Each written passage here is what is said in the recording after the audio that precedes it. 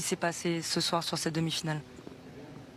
Je pense que on n'a pas fait le match qu'on voulait faire, que ce soit tactiquement, que ce soit même techniquement, que ce soit dans le niveau global qu'on a fourni.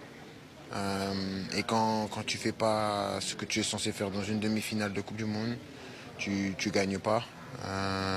L'Espagne a respecté son plan, a respecté ce à quoi elle est fidèle. Une équipe qui aime avoir le contrôle du ballon, qui aime contrôler le tempo du match.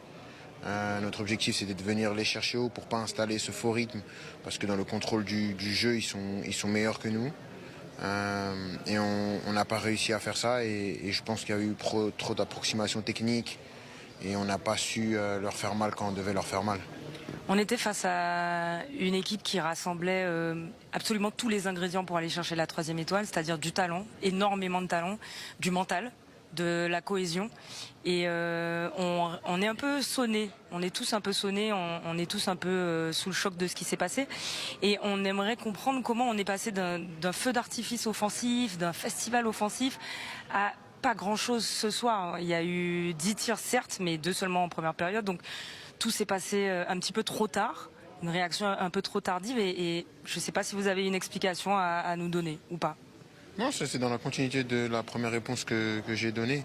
Je pense qu'on n'a pas fait le match auquel on s'était préparé à faire. On s'est laissé dicter le tempo. Et comme je l'ai dit, l'Espagne, c'est une équipe que si elle dicte son tempo dans un match, de par le contrôle qu'elle a du ballon, le niveau technique global qu'ils ont, c'est plus difficile, et c'était à nous de changer ce rapport de force-là, et c'est dans ça qu'on a échoué. Et après, le reste, c'est que des conséquences de tout ce que j'ai évoqué avant. Alors pourquoi vous n'avez pas réussi à faire déjouer cette Espagne-là Parce que déjà, je pense que au départ, parce que je suis quand même à chaud, j'ai pas revu encore, je pense qu'au départ, déjà, dans la pression sur comment on est parti les chercher, on s'est toujours retrouvé en 3 contre 2 au milieu.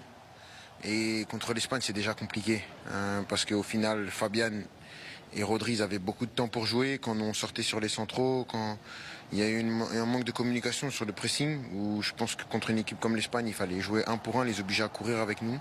C'est une équipe qui n'aime pas courir sans le ballon. Donc déjà, on a fauté là-dedans.